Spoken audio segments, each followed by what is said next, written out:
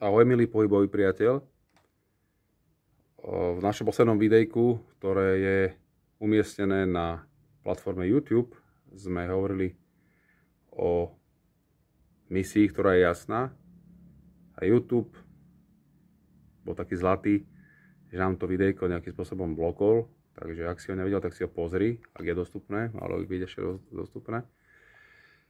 A zaradil nás do nejakej kategórie videí, kde niekto klame, vymýšľa si, nenaplňa nejaký obsah, ktorý tvrdí a tak ďalej. Tak na margo toho by som chcel povedať to, že v našom prípade to nehrozí.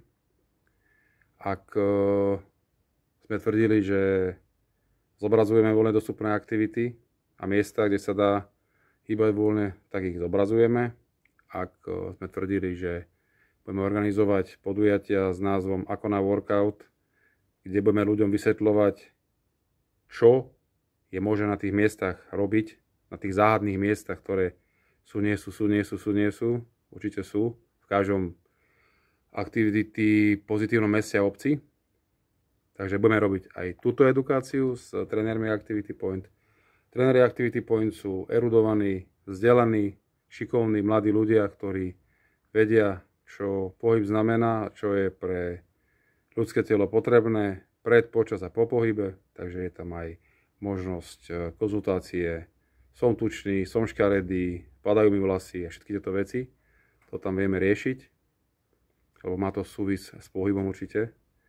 A